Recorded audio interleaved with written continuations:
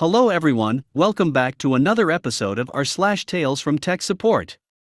In today's episode, Tech Support in the Swamp Communications. A tale about respect, manners, and how IT fired more than 100 guests. Before we get started, make sure to subscribe so you will never miss a video. So let's get started. Tech Support in the Swamp Communications. Of all my tales from my time in the swamp, this one features the most tech support. It happened several years ago, near the start of my career, and features a cast of 3. Me, your humble narrator, Urchin Joe. At the time a very green humanitarian logistician with aspirations to work in the field. Hawking, my organization's technology manager, a genius, hence the name for this story, and a friend.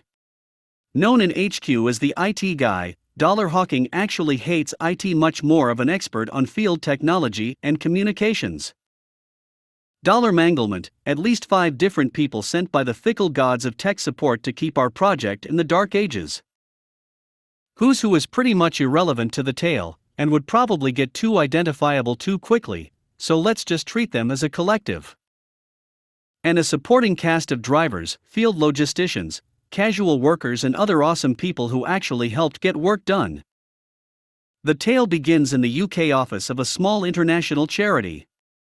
I was working mostly on procurement for a few countries, with one Central African Republic, CAR, always being the most challenging. CAR is a landlocked, incredibly poor country that simply never got the kind of international media attention that even its neighbors, never mind emergencies like Syria, Haiti, or the Ebola outbreak generated, and for decades the whole country had been struggling along in face of famine, disease, and occasional outbursts of fighting with the Lord's Resistance Army. A few years ago, a loose alliance of mercenaries and warlords from several countries in the region invaded and quickly managed to topple the government, triggering a brutal religious civil war. We were one of the few organizations already working in CAR, so we immediately started receiving funding from big donors to do something. Orders poured in for essential medicines, vehicles, VHF and HF radios, VSAT equipment, laptops, and everything else you need to run a humanitarian response. Hawking, hey, Urchin Joe, I heard CAR were buying a load of communications tech. Any idea if they know how to set it up? Me, dude, I don't even know if they have the people to get all of this through customs, never mind the capacity to use it. It chaos over there. Hawking, don't worry. Look, get anything that's small enough to carry shipped here. So everything except the VSAT, that will have to go directly. We'll carry it into country and install it for them. The cost of our flights will be about the same as a courier. Awesome. A slightly terrifying solution. A week of confused phone calls with Manglement to clear budgets, arrange visas, and make sure they've really ordered everything they need, and Hawking and I are sitting on a plane to CAR with bags full of equipment in the hold. CAR isn't the most dangerous place I've worked, but the capital was the place with the most visible dangers. On the street between the office and the guesthouse there was always one soldier with a rocket-propelled grenade launcher. Movement was restricted, and there was a 5 p.m. curfew. So, work had to get done efficiently during the day, or not at all. Hawking, so, we've brought all the equipment you needed.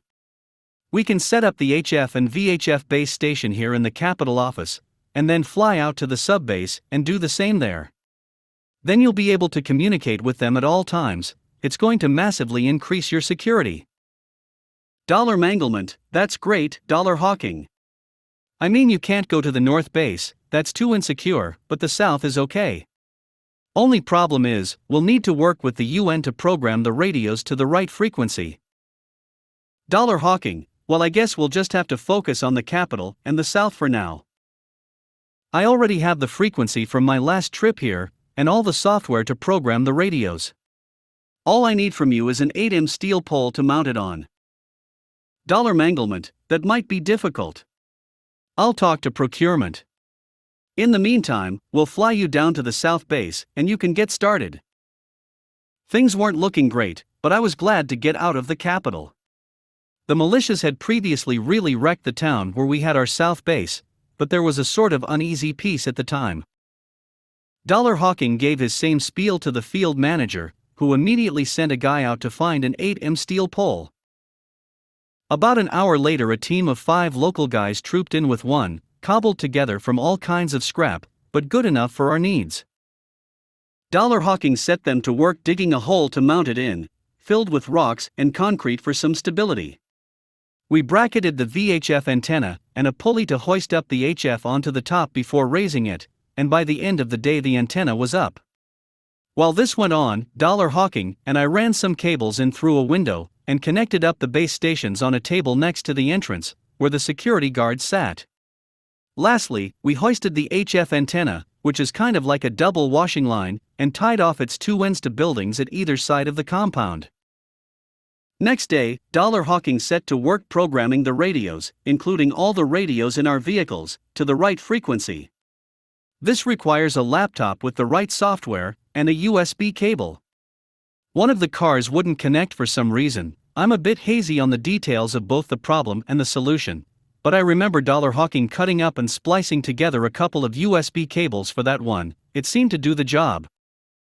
Next, we taught the security guards and the drivers how to use the radio's charging, sending and receiving, call signs, the works. They were super enthusiastic. The drivers would be able to call for support if anything went belly up on the road, which is by far the most dangerous place to be in a civil war, and the security guards had a new skill for their resumes. We were delayed leaving by a couple of days. Someone shot a government official in the capital, fighting kicked off again, and simultaneously there was a suspected Ebola case, luckily a false alarm, in a nearby town to us. All planes were grounded. We kicked around the base helping out with what we could. I fixed a printer that had been sitting idle for a couple of years. No one had the right driver. I downloaded it onto my laptop, printed a test page, and then installed it on everyone else's. Not a big job, but stupidly satisfying to see a queue of people waiting to print later in the day. When we'd been there a little less than a week, there was a commotion over by the security guards.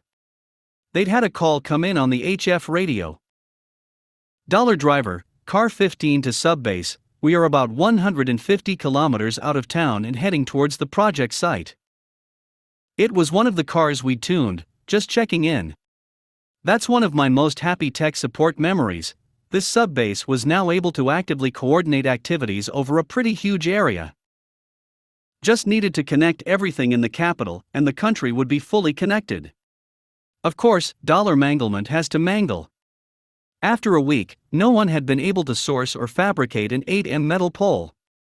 We hung the HF antenna between the building and some trees in an inverted V configuration, not ideal for the location we were in, but better than nothing, and connected up the base station.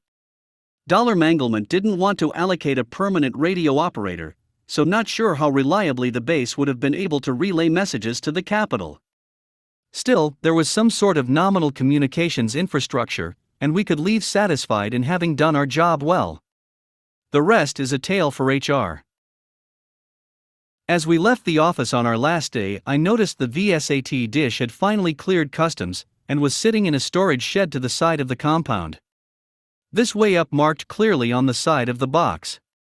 The arrow pointing almost perfectly straight down.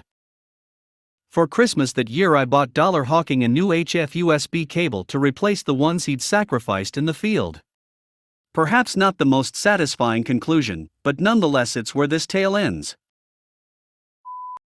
A tale about respect, manners, and how IT fired more than 100 guests. A recent Karen story I read reminded me that last year I had an encounter of that sort which I didn't post about yet. For your entertainment, here it is. First, a little background info to set the scene. Our company HQ building has big conference rooms. Despite not being in the events or hosting business at all, we sometimes rent those out if we don't need them ourselves. Only B2B, we only offer little service, but that makes for a fair rate, all usually easy-going, not much work, and earns a few extra bucks. The day this story took place was one such time. A company that had rented our conference rooms before had booked them again, but this time for a completely different occasion, hence other guests in our house. Regarding technical equipment and support, the rules were simple. We as the host provide you with one high-quality projector per room, one HDMI cable, one audio cable if you want to use the room's speaker system, and one Wi-Fi voucher for each of the devices people need to present from. Everything other than that is your own business as a guest. Last year's autumn, when this happened, both the IT team and our facility department, not sure if that's the correct term, not a native speaker, the department who janitors, catering staff etc. belong to, were very short on staff thanks to a bad stomach flu going around. Preparing the conference rooms for renters hasn't been of my duties for years anymore, but due to the staff situation and still knowing how to do it, I helped out. Usually our main janitor prepares the room layout, and our internal catering woman stays on standby for the guests, but both were sick. The only option to fill in their positions on short notice was to borrow Lucy, an apprentice from another department. She was fresh from school, had only started her apprenticeship a few weeks ago, and didn't mind doing something completely different for a day.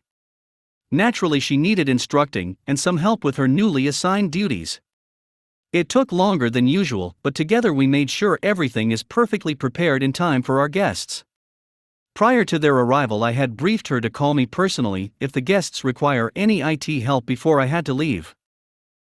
Since I passed the conference area on the way through the building a little later on, I checked on Lucy and the guests. Quite a few had already arrived, but everything so far was good. Projector and sound worked, she felt comfortable to handle the job, everything fine. Half an hour passes by, then I receive a first call from Lucy.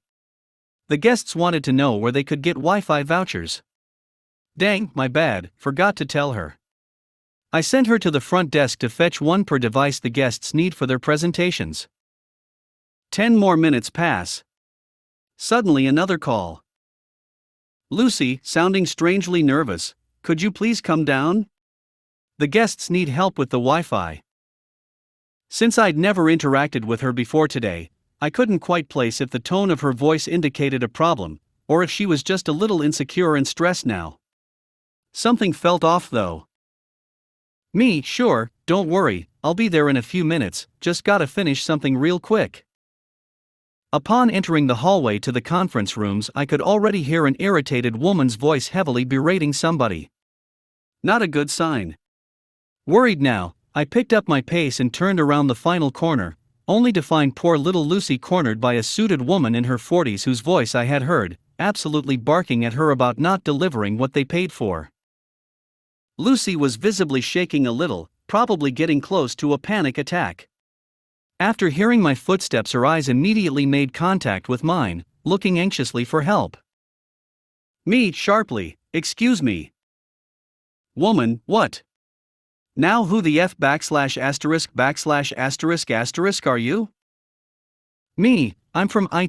\\\\\\\\\\\\\\\\\\\\\\\\\\\\\\\\\\\\\\\\\\\\\\\\\\\\\\\\\\\\\\\\\\\\\\\\\\\\\\\\\\\\\\\\\\\\\\\\\\\\\\\\\\\\\\\\\\\\\\\\\\\\\\\\\\\\\\\\\\\\\\\\\\\\\\\\\\\\\\\\\\\𝑢. Lucy has contacted me about. What can I do for you? Woman, still in a very angry tone, we were promised Wi-Fi vouchers in the lease contract for the room, but pointing her finger directly at Lucy, almost stabbing her in the eye, refuses to hand out any. Lucy, seemingly at the verge of tears now, but I gave you one for your laptop, your tablet, and your guest speaker's laptop. Woman, shouting down on Lucy again, and what about the others? We have over 100 people here and everyone needs Wi-Fi, you stupid worthless. Those words really hurt, and this new, unexpected toxic situation became too much to bear. Tears welled up in Lucy's eyes.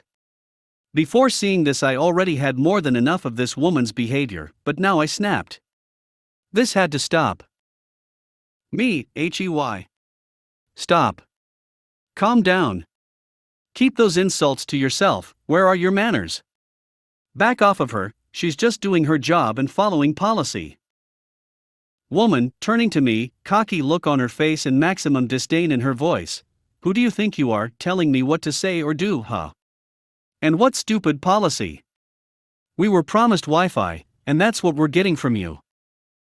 Me, the contract clearly states the IT policy for external guests, which dash. Woman, cutting me off, don't care. You two drones are utterly useless and should get fired. Get me the manager in charge, now. Me, alright. As you wish. Be right back. With that, the woman stormed off, back into the conference room. I gestured Lucy to come with me and she immediately followed, glad to get away and barely keeping it together. We made our way around the corner, back to the elevators, when I stopped and put my hand on one of Lucy's shoulders, getting her to look up at me. Me, I'm so sorry you were treated like that. Are you okay? Lucy nodded and took a deep breath, slowly regaining her composure. Me, continuing walking with her, listen, you don't have to accept this sort of behavior, neither as an apprentice nor as anyone else. Feel free to simply walk away next time and report to a manager. Lucy, okay. I will. Me, don't let those hurtful words get to you. Forget everything she said, you were doing a great job. Really, I mean it, and am very proud of you standing your ground. We reached the elevators and entered one. I pushed the button to the executive floor. Lucy, where are we going now? Me, my office. At least, I will. You go fetch a cup of hot chocolate or whatever you like from the machine next to the elevators, it's free. Have a seat on the sofa then. I'll be back in a few minutes.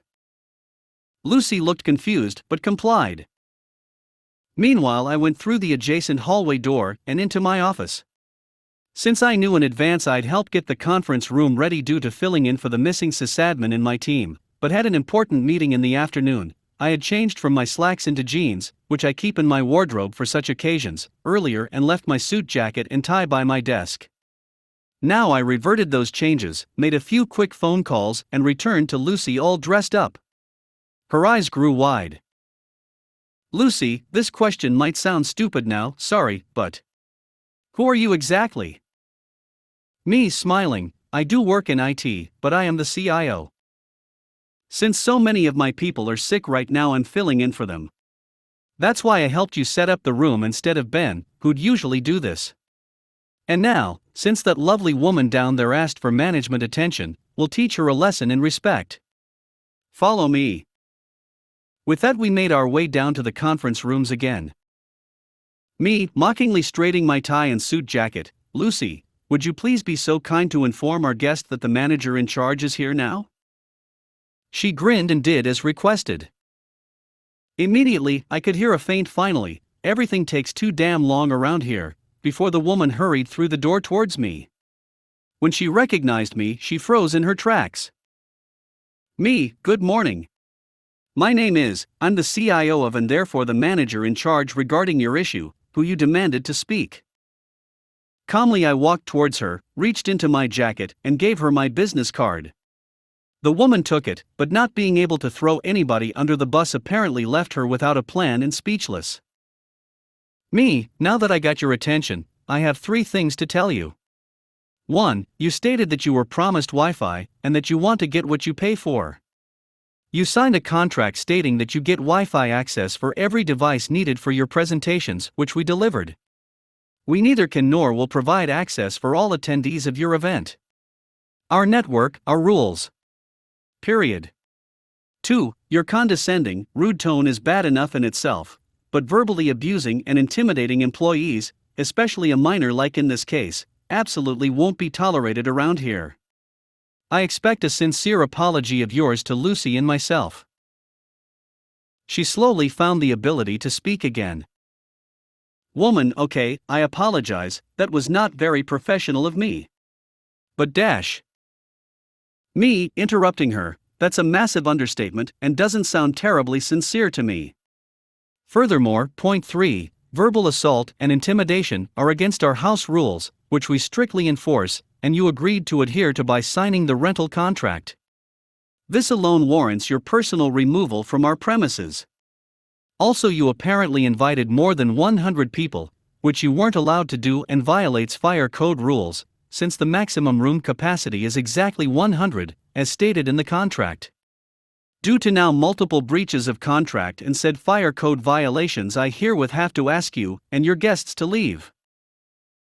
By the way, according to internal consultation, we have not the slightest further interest in renting out our rooms to your company, considering the circumstances. Please gather your people, personal belongings, and then leave our premises. Long story short from here on. She of course threw a massive hissy fit, questioned my authority some more, and needed to be guided out by security. The other people from her company were confused and understandably not amused, but cooperated in a civil manner. A week later she had her lawyer send us a letter claiming unfair treatment and requesting a refund, which gave our lawyer a big laugh and the opportunity to lay out to their counterpart how they breached the contract in great detail. That was the last we heard from them, thankfully.